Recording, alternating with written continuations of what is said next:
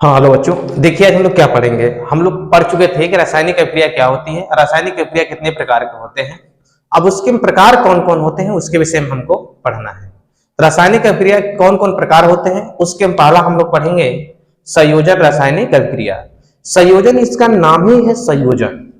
संयोजन मतलब नॉर्मल समझिए एक परिभाषा, जैसे पढ़े होंगे संयोग रस। क्या होती है? संयोग रस। संयोग रस में क्या होता है बच्चों? जब नायक नायिका का मिलन होता है, मतलब कि एक प्रेमी और एक प्रेमिका जब दोनों आपस में मिलते हैं तो उसे क्या बोलते हैं? संयोग रस। उसी प्रकार समझिए कि जो संयोजन अभिक्रिया है, जब दो या दो से अधिक, कह सकते हैं जब दो या दो से अधिक अभिकारक परस्पर संयोग करके एकल उत्पाद का निर्माण करते हैं, उसे हम लोग क्या बोलते हैं? संयोजन अभिक्रिया। यानी कभी भी संयोजन अभिक्रिया की यदि बात कहा जाए तो हमेशा समझिए कि दो या दो से अधिक पदार्थ परस्पर संयोग करके एकल उत्पाद के निर्माण करते हैं, उसे क्या बोलते हैं? रासायनिक, यानी रासायनिक संयोजन अभिक्रिया, या कह सकते हैं संयोजन रासायनिक अभिक्रिया। यहां से अगर देखा जाए हम लोग रासायनिक संयोजन अभिक्रिया क्या होगी, यानी जिसको हमने कह दिया, यहां से लिख सकते हैं हम लोग, यानी कॉम्बिनेशन। कॉम्बिनेशन मतलब होता है जुड़ना, यानी कॉम्बिनेशन केमिकल रिएक्शन। देखते हैं केमिकल रिएक्शन। अब सोचते हैं इसके विषय में। कॉम्बिनेशन मतलब होता है कि हमेशा दो या दो से अधिक लोग, समझिए नॉर्मल होता है यदि बात कहा जाए, जैसे A प्लस B दोनों मिले और एक नए उत्पाद का निर्माण किए, जिसका नाम क्या है? C। मतलब दो या दो से अधिक पदार्थ परस्पर संयोग करके एकल पदार्थ के निर्माण करते हैं, उसे हम लोग क्या बोलते हैं? यानी यहां से ये वाले जो बोलते हैं बच्चों, इसे कहा जाता है रिएक्टेंट, यानी अभिकारक। इस वाले कहा जाता है प्रोडक्ट। ये बात हुई। अब कैसे आप पहचान करेंगे? कहीं भी देखिएगा दो या दो से अधिक होना चाहिए।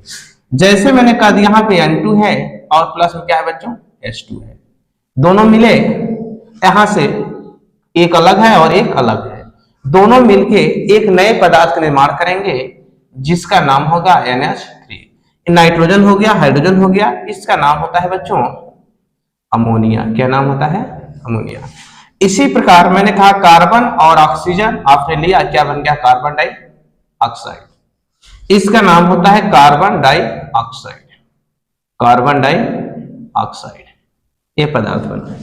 और देखना चाहेंगे तो एडिशन, यानी इसको कॉम्बिनेशन भी बोलते हैं, एडिशन भी बोलते हैं। तो इसको कई प्रकार से कहीं भी समझिए कोई जोड़ा जा रहा है, हमेशा कोई बिखरा हुआ है, जैसे समझिए कि टूट टूट के बिखरे हुए चारों तरफ, और उसको आपने क्या किया? साथ में जोड़ दिया। जब साथ में जोड़ा तो उसी क्या बोल दिया मैंने? यानी कॉम्बिनेशन, यानी संयोजन। संयोजन मतलब हमेशा जुड़ना।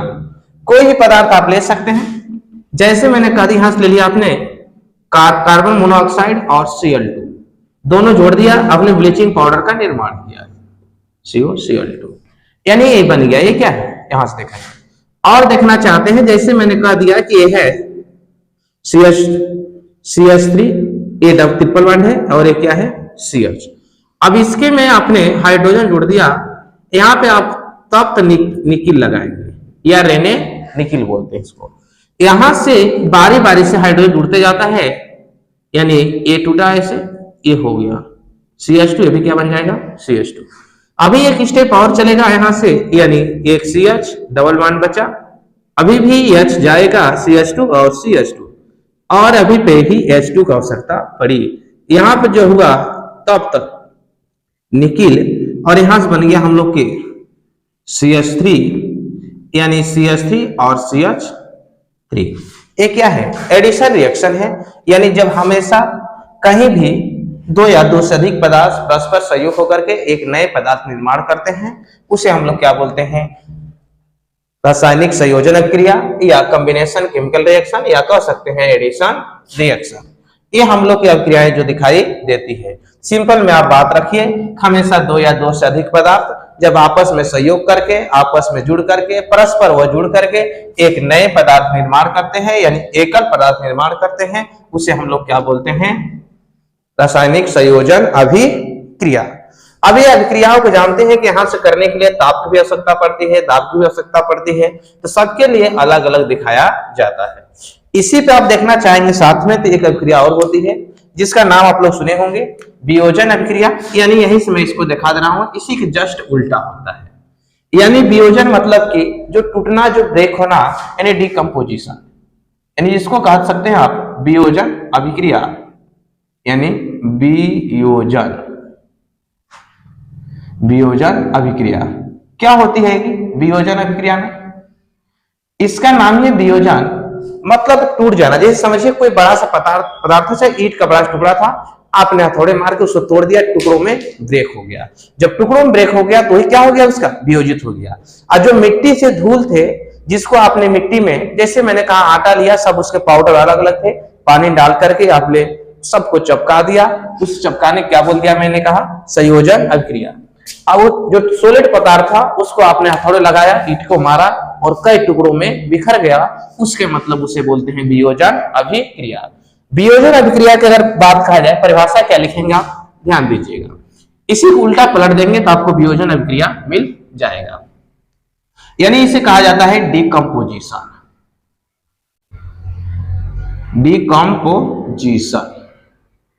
Decomposition reaction. इन डिकम्पोज होना, टूट जाना, ब्रेक होना, यानी एलिमिनेट होना, निकल जाना। कैसे टूटा होगा? देखिए, जैसे देखिए कैसे टूटा होगा, यानी एलिमिनेट हुआ, कई भागों में ब्रेक हो गया। अब जैसे मैंने कहा, इसी का आप देखते हैं, जैसे मैंने कह दिया कि सी पदार्थ था, सी पदार्थ ने ए में टूट गया, बी में टूट गया और किस में टूट गया? डी में टूट गया। तो इसके मतलब कह सकते हैं कि वे रासायनिक अभिक्रिया, अगर रसायन विज्ञान पढ़ा देना है तो वे रासायनिक अभिक्रिया जो एकल अभिकारक दो या दो से अधिक उत्पाद का निर्माण करता है, उसे हम लोग क्या बोलते हैं? वियोजन अभिक्रिया। सिंपल में आप समझिए तो इसको उल्टा करके आप देख सकते हैं। जैसे किसी का भी लिए, जैसे मैंने कह दिया कि हाँ आपने लिया कैल्शियम कार्बोनेट, आपने इसको ब्रेक कर दिया, ये टूटा CaO और प्लस में टूट गया कार्बन डाइऑक्साइड। तो बोलिए एकल उत्पाद था, किसमें टूट गया? दो भागों में टूट गया ना। तो ये क्या है? एक डिकम्पोजिशन अभिक्रिया, यानी ब्रेक होके टूट गया। उसी प्रकार आपने लिया बुझा चूना COOH का ट्वाइस, आपने इसको हीट किया, जैसे हीट किया पानी बाहर निकल गया, यहां से मिल गया कैल्शियम ऑक्साइड प्लस मिल गया आपको H2। बोलिए कई टुकड़ों में टूट गया यहां से। इसे हम लोग क्या बोलते हैं? डिकम्पोजिशन अभिक्रिया, यानी दो या दो से अधिक में हमेशा इसे टूटना चाहिए। तो ये डिकम्पोजिशन अभिक्रिया हुआ।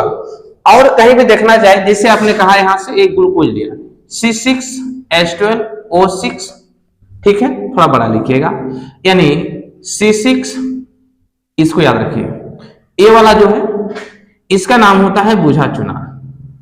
क्या नाम होता है? बुझा चूना। ये जो होता है संगमरमर, ये पत्थर होता है टाइप्स। ये जो होता है शुष्क चूना होता है।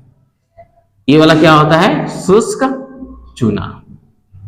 जो बोराम भर के लाते हैं पोतैया के लिए, यही होती है शुष्क चूना। ये जो खड़िया होती है चूना पर, संगमरमर जो टाइल्स होती है, ये वाली होती है। यानी तीन थे चूना आपने देखा, बुझा चूना, सूखा चूना, ये तक। बुझा चूना का मतलब उसके में पानी मिला हुआ है। तो ये आपने देखा। अगर इसी के जैसे मैंने कह दिया कि यदि अमोनिया का आपने गर्म किया, NH3 का, जैसे NH3 का गर्म किया, यहां से आपको सपोज मिल गया यहां से, यानी N2 मिल गया और क्या मिल गया? हाइड्रोजन गैस बाहर निकल गई। तो बताइए एकल पदार्थ दो या दो से अधिक में टूट गया, नहीं टूट गया? ये क्या है हमारा? वियोजन अभिक्रिया। और देखना चाहेंगे एग्जाम्पल तो और देख सकते हैं, बहुत सारे एग्जाम्पल है, एग्जाम्पल कमी नहीं है। ठीक, तो इस प्रकार के हम लोग देखना चाहेंगे तो देख सकते हैं। हमेशा सिंपल परिभाषा रखिए, जब भी अभिक्रियाएं दो या दो से अधिक में टूट जाए उसे हम लोग क्या बोलते हैं, वियोजन। जब बहुत सारे पदार्थ आपस में जुड़ करके एक पदार्थ का निर्माण करें उसे हम लोग क्या बोलते हैं बच्चों, संयोजन अभिक्रिया। यानी संयोजन के उल्टा वियोजन। नॉर्मल परिभाषा आप लोग जब रस पढ़ेंगे तो वहां पे देखेंगे संयोग रस और वियोग रस। वियोग का मतलब होती है जब नायक नायिका बिछड़ते हैं, यानी जब प्रेमी प्रेमिका का तलाक होता है, अलग अलग होते हैं, तो वैसे केस में देखने को मिलता है हमें वियोजन अभिक्रिया। नॉर्मल समझिए कि एक बम को हम बना रहे थे, बहुत सारे पदार्थ लिया कर रखे और एक बम का तैयार किए, तो क्या हो गया, संयोजन। आपने क्या किया, दिवाली या होली के दिन उस बम को फोड़ दिया, यानी विस्फोट हो गया, तो उसे क्या कह दिया मैंने, वियोजन अभिक्रिया। तो ये अभिक्रियाएं मैंने बात कहा, तो ये सिंपली आप एग्जाम्पल रखना चाहेंगे तो रख सकते हैं। तो मैंने संयोजन और वियोजन बात किया। आगे देखिए और भी अभिक्रियाएं इसका देखना चाहेंगे तो आप देख सकते हैं वियोजन में। जैसे मैंने कह दिया अगर ग्लूकोज रहा होगा C6H12 और O6, एक ग्लूकोज होता है, याद रखिए। ग्लूकोज का आपने बर्न कराया, जला दिया तो क्या मिल गया, कार्बन डाइऑक्साइड प्लस में H2O, और जो ऊर्जा मिलता है, ऊर्जा तो आपके यहां 2 दिख रहा है, फिर भी टूट गया, कंबशन हो गया। तो हम लोग को पाचन वाले केस में देखने को मिलता है। और भी देखना चाहेंगे, ठीक, तो बहुत सारे पदार्थ ऐसे आप लोग को दिखाई देंगे, तो आप इसे याद रखिए, स्क्रीनशॉट मार लीजिए तुरंत।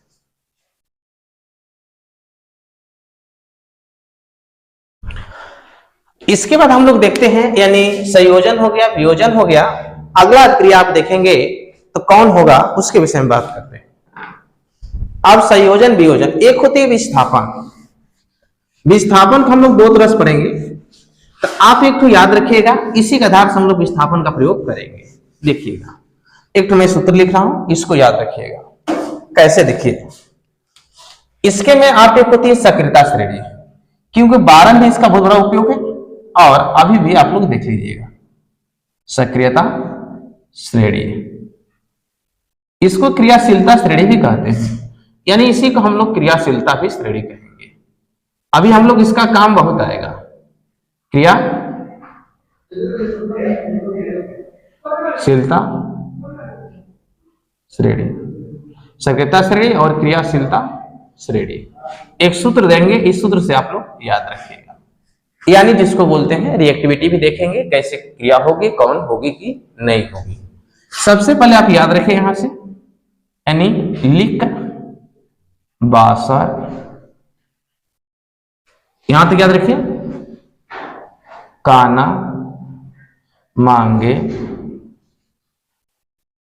अल मंजन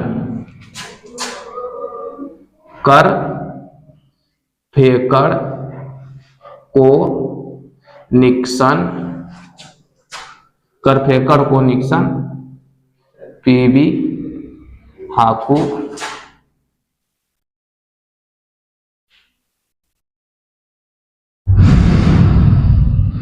ये याद रखिएगा, यहां से आपका गलत नहीं होगा। कैसे याद रखेंगे, इसको याद करने के लिए मैं आपको एक तरीका दे रहा हूं। यहां से इसको बोलिएगा लिक, इसको बा सर, यानी इसको चाहेंगे तो साथ में लिख सकते हैं, यहां से लिक बा सर। यहां से इसको मैंने जोड़ा बना दिया काना, इसको मैंने कह दिया मांगे, इसको मैंने कह दिया अल, ये पूरे के साथ में लिया मैंने कहा मंजन, अल मंजन, कर फेकड़, कर फेकड़ को निकसन,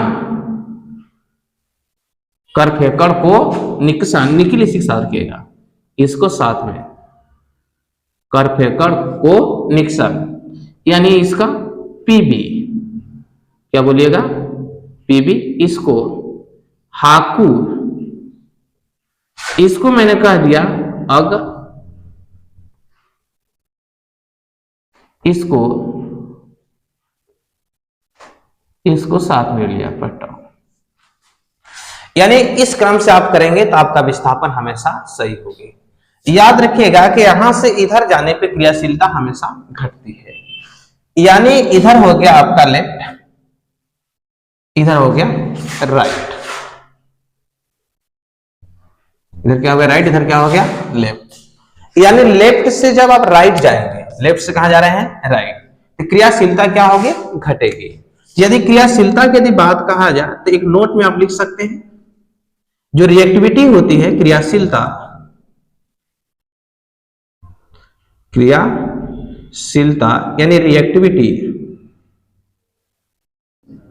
जो रिएक्टिविटी होती है, रिएक्टिविटी जो क्रियाशीलता होती है लेफ्ट से राइट जाने पर, लेफ्ट से राइट जाने पर घटती है, घटती है।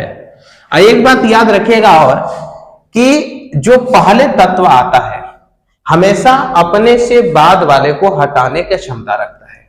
जो पहले तत्व आता है हमेशा अपने से बाद वाले को हटाने की क्षमता रखता है।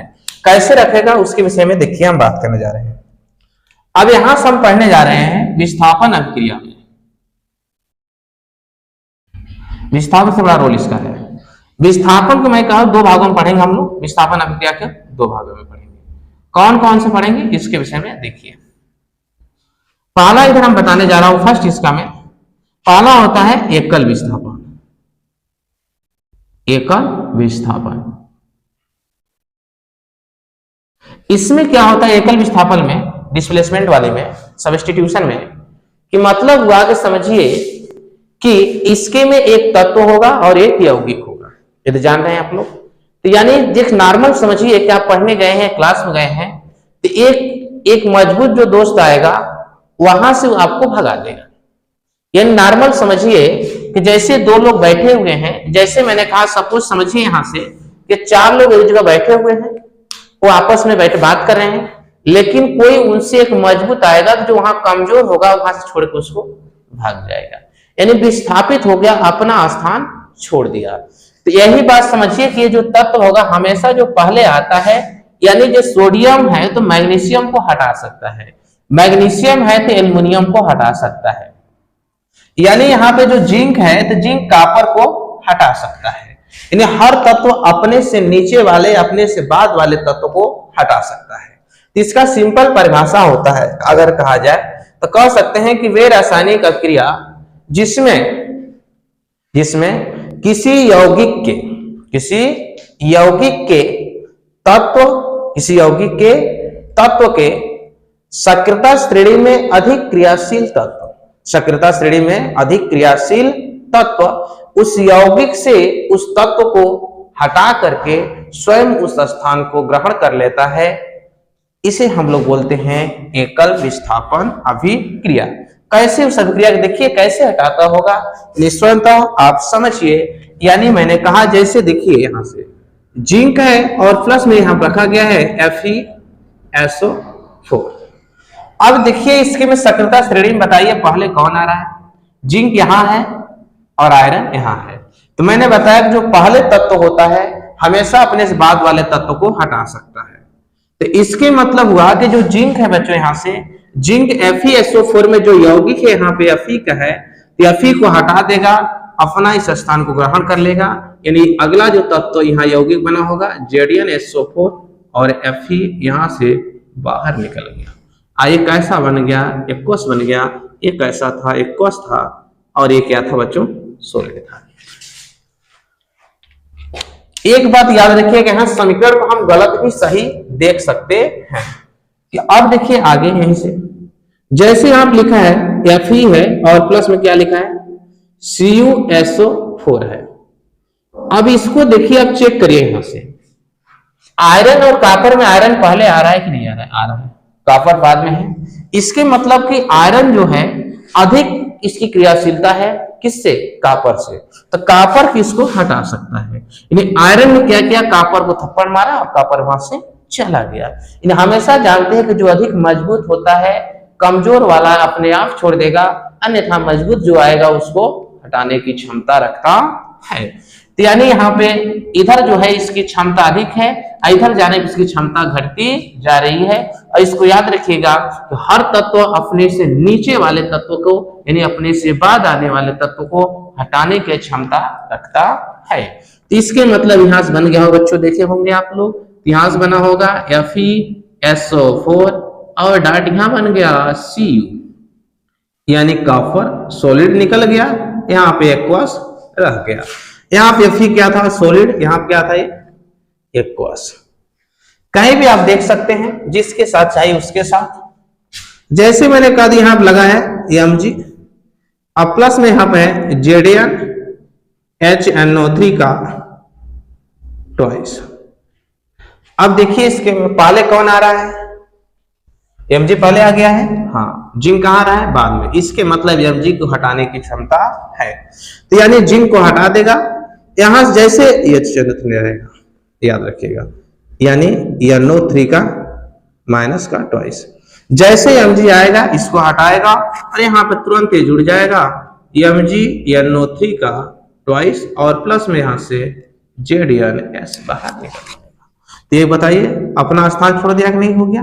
विस्थापन का मतलब यही था, मैंने बताया था जब किसी यौगिक यानी वे रासायनिक क्रिया जिसमें किसी यौगिक के कम क्रियाशीलता वाले तत्व को अधिक क्रियाशील वाला तत्व जब हटा देता है या रिप्लेस कर देता है, उसके स्थान को ग्रहण कर लेता है, तो उसे ही हम लोग क्या बोलते हैं, वियोजन, अरे विस्थापन अभिक्रिया। सूर्य बच्चों, यानी यहां से आपको पता चल गया।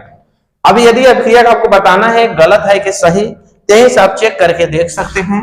जैसे मैंने कह दिया यहाँ पे लिखा था कि Mg और प्लस में लिखा था यहाँ पे NaOH, यहाँ लिखा था NaOH या NaNO3 लिखा है।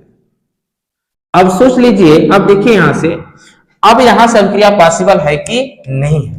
जैसे यहां से आप देखेंगे तो यहां से किसी ने सोचा होगा तो यहां बना दिया होगा तुरंत, यानी MgNO3 का ट्वाइस और यहां पे निकल गया होगा सोडियम सॉलिड, यानी 2 से सोडियम है निकला होगा, लेकिन यह अभिक्रिया क्या है, गलत है।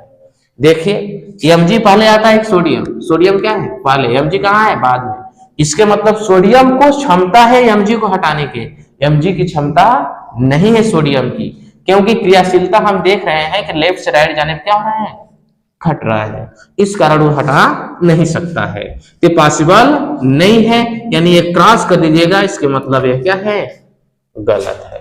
तो सही क्या होगी, इसके मतलब रहा होगा सोडियम पहले, उसके बाद रहा होगा MgNO3 का ट्वाइस, तब अभिक्रिया हुआ होगा बच्चों। यहाँ बना होगा NaNO3 का सोडियम नाइट्रेट और यहाँ निकल गया होगा Mg सॉलिड। ये अभिक्रिया पॉसिबल है, तो इसके मतलब यहाँ 2 लेना पड़ेगा और यहाँ भी 2 लेना पड़ेगा। देखिए समीकरण भी क्या हो गया, संतुलित। तो ये अभिक्रिया हमारा क्या कहलाती है, एकल विस्थापन। अब एकल विस्थापन यही दूसरा जब आप पढ़ेंगे आप यहाँ देखेंगे, इसका जो होगा बच्चों दूसरा द्विविस्थापन होगा, यानी डबल विस्थापन इसका। तो द्विविस्थापन और एकल विस्थापन में फर्क क्या है, कुछ नहीं फर्क है, थोड़ा समझिए, यानी डबल डिस्प्लेसमेंट, द्विविस्थापन, यानी द्विविस्थापन क्या होता होगा, यहां आप ध्यान देंगे आप तो देखिए सेम एक ही जैसे है, यानी कह सकते हैं इसके में कि वे रासायनिक क्रिया जिसमें यौगिक आपस में आयनों का आदान प्रदान करते हैं या विनिमय करते हैं, उसे हम लोग बोलते हैं द्विविस्थापन अभिक्रिया। कैसे विनिमय करते होंगे, विनिमय मतलब होता है कि हमेशा आदान प्रदान करना, एक्सचेंज करना, इसमें हमेशा धनायन वाले अपना चेंज करते हैं। विनिमय कैसे करेंगे, देखिए कैसे विनिमय करते हैं। जैसे मैंने कह दिया बच्चों, यहां पर लिखा है AgCl और प्लस यहां पर लिखा है NaNO3। अब ये विनिमय करना चाहते हैं, विनिमय मतलब हुआ कि अब जो हुआ NO3 आ जाएगा Ag के साथ और Cl कहां चला जाएगा, NaCl के साथ। तो यही हो गया इसका विनिमय। कैसे विनिमय हुआ होगा, देखिए यहां से, यानी आ गया यहाँ पे AgNO3 और क्या हो गया यहाँ पे NaCl, ये क्या हो गया, विनिमय हो गया। और चेक करना चाहते हैं, जैसे मैंने कह दिया कि ZnSO4 है और यहाँ पे CuNO3 का ट्वाइस है।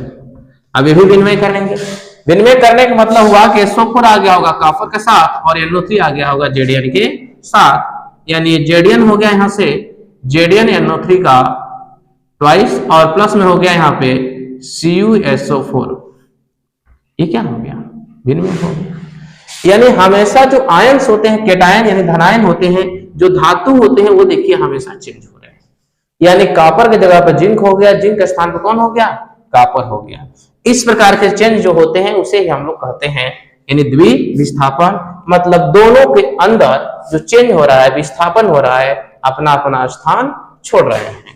और देखिए यानी हमेशा ये देखा जाएगा, ए वाले में हमेशा एक कमजोर और एक मजबूत के बीच देखा जाता है। तो आप देखे होंगे जो कमजोर वाला होता है हमेशा वो दूर भागता है, मजबूत वाला हमेशा उसे सताता है। यानी एकल विस्थापन में यहाँ वाला कंडीशन हमें दिखाई दे दिया। और चेक करना चाहते हैं, देखिए और एग्जाम्पल में तो पूछिए मत, एग्जाम्पल है MgCO3 है और प्लस में यहाँ पे कहीं भी लगा हो कोई भी, मैंने कह दिया यहाँ पे Na2 है और SO4 है। यानी यहां से आपने चेंज किया इसको, जब चेंज करेंगे तो यहां मिला होगा आपको MgSO4 और साथ में मिला होगा यहाँ पे Na2CO3। देखिए आयन चेंज हो रहे नहीं हो रहे। जब चेंज हो रहे हैं तो इसी को हम लोग बोलते हैं द्विविस्थापन। और अभिक्रिया देखना चाहेंगे तो एग्जाम्पल अनेक हैं। तो इस प्रकार से अभिक्रिया हम लोग कैठो देख सकते हैं। और देख लीजिए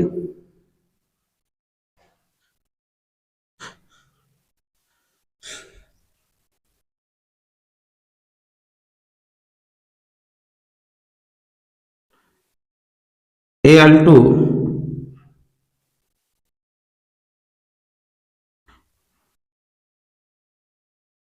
NO3 का थ्राइस और किसके साथ कर दिया जाए, K2SO4 के साथ। ये विनिमय कर रहे हैं। जब विनिमय करेंगे तो यहां से मिलेगा हमें Al2SO4 का थ्राइस और यहां मिलेगा हमें KNO3। अब ये बैलेंस करना चाहते हैं समीकरण को, तो समीकरण का बैलेंस कर दीजिए। समीकरण में जब बैलेंस करेंगे तो करिए बैलेंस। देखिए यहां से बैलेंस कर सकते हैं। यानी यहां देखिए एल्युमिनियम कितना है 2, यहां 2 रख दीजिए। ये देखिए कितना हो गया 3 गुना के 6, तो इसके मतलब 6 रखना है यहाँ पे, तो आपको 6, यहाँ कितना दे दिया 3, होगा बैलेंस यानी संतुलित समीकरण। ये क्या हो गया संतुलित समीकरण। तो आपको मैंने देखा है यहाँ से संयोजन, वियोजन, विस्थापन और द्विविस्थापन। एक बार मैं आपको रिवाइज करा दे रहा हूँ। क्या होती है संयोजन अभिक्रिया, क्या होती है वियोजन अभिक्रिया, क्या होती है विस्थापन अभिक्रिया और क्या होती है द्विविस्थापन। संयोजन मतलब समझिए नॉर्मल कंडीशन पर आप हिंदी से रिलेट करेंगे तो ज्यादा बेटर समझेंगे। यानी कह सकते हैं कि जब नायक और नायिका का मिलन होता है, यानी प्रेमी और प्रेमिका जब मिलते हैं तो उसे हम लोग बोलते हैं संयोजन अभिक्रिया। सिंपल रसायन विज्ञान परिभाषा देना है तो आप दे सकते हैं, वे रासायनिक अभिक्रिया जिसमें 2 या 2 से अधिक पदार्थ परस्पर संयोग होकर के एकल पदार्थ के निर्माण करते हैं, एकल उत्पाद का निर्माण करते हैं, उसे हम लोग बोलते हैं संयोजन अभिक्रिया। वियोजन के नॉर्मल आप बोल सकते हैं कि वियोजन मतलब वियोज होना, यानी जब नायक नायिका का विछड़ होता है, जब अलग होते हैं एक दूसरे से, उसे हम लोग बोलते हैं वियोजन अभिक्रिया। यानी कह सकते हैं कि वे रासायनिक अभिक्रिया जिसमें एकल अभिकारक 2 या 2 से अधिक उत्पाद का निर्माण करता है, उसे हम लोग बोलते हैं वियोजन अभिक्रिया। नॉर्मल में समझना चाहेंगे, समझिए किसी पदार्थ को, बहुत सारे पदार्थ को मिलाकर के अब एक पदार्थ का निर्माण कर रहे हैं, तो उसके मतलब समझिए जैसे मैंने कहा ये हुआ, इसको मैंने दोनों को मिला दिया, ये क्या हो गया संयोजन अभिक्रिया। इसको मैंने तोड़ के टुकड़ों में अलग अलग बांट दिया, ये क्या हो गया वियोजन अभिक्रिया। विस्थापन अभिक्रिया का मतलब समझिए एक यौगिक ए है और एक ए है, समझिए नॉर्मलता यदि ये है, इसका ढक्कन हटा करके मैंने इसका ढक्कन लगा दिया, इसके मतलब ये क्या हो गया, ये नहीं बैठ रहा है, दूसरा वाला देखिए, अच्छा डेढ़ वाला देखिए ध्यान से, जैसे ये वाला हुआ, यानी ये ढक्कन है, इसको मैंने निकाला और इस पे लगा दिया, यानी ये हट गया ब्लैक वाला, इसके मतलब क्या हो गई विस्थापन अभिक्रिया हो गई, यानी एकल विस्थापन। यानी तो कह सकते हैं कि वे रासायनिक अभिक्रिया जिसमें कम क्रियाशील वाले यौगिक के तत्व को अधिक क्रियाशील तत्व विस्थापित करके स्वयं उस स्थान पे उपस्थित हो जाता है, उसे हम लोग क्या बोलते हैं एकल विस्थापन। द्विविस्थापन का मतलब हुआ कि आपस में, जैसे मैंने कहा कि अभिक्रिया है, ऐसे दोनों आपस में पड़े हुए हैं, ये नॉर्मल समझिए। और इसको आपने किया क्या, ब्लैक वाले को रेड पे बैठा दिया, रेड वाले ने ब्लैक पे, तो देखिए आपस में क्या हो गई चेंज हो गए। जब चेंज हो गए तो इसे हम लोग क्या बोलते हैं, द्विविस्थापन अभिक्रिया। यानी आयनों का आदान प्रदान तत्वों का जो होती है, धातुओं का, वही क्या है, द्विविस्थापन अभिक्रिया। एक समानता आपने समझ लिया होगा अब तक की, पूरी स्क्रीनशॉट मार लीजिए। अब देखिए बच्चों, आगे मजा आएगा पढ़ने।